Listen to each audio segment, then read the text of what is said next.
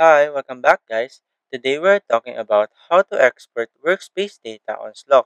Or maybe you have a plan on deleting one of your workspaces and you want to export the workspace data so that you will have a copy of your conversation inside the workspace. So today, I am going to show you how to export your workspace data on Slack. Check video description and I will try to leave the written instructions. So let's start. First, open the Slack application and log into your workspace. Here, click on this icon beside the name of your workspace located at the top left corner of the screen. In this panel that appears, tap on Preferences. And here, swipe up and tap on this account settings. After that, you will be directed into this page.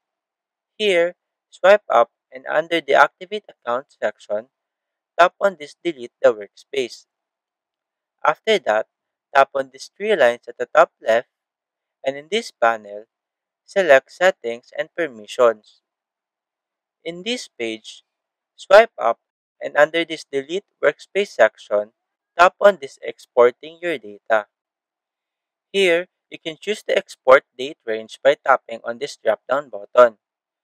You can choose whether you want to export your data for the last 24 hours, 7 days, 30 days, entire history, or within a specific date range. For example, I will choose last 7 days. After that, tap on this Start Export button. Slack will begin to export the conversation, and this may take a few minutes depending on the size of the data.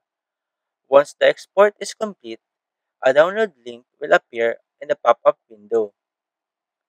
Click on the link to download the exported workspace data as a zip file. The zip file will be saved to your phone and you can open it to access the exported data. So there you go. If you wanted to know how to export your workspace data on Slack, that is the easiest way I know how. If you know another way to export workspace data on Slack, leave a comment below.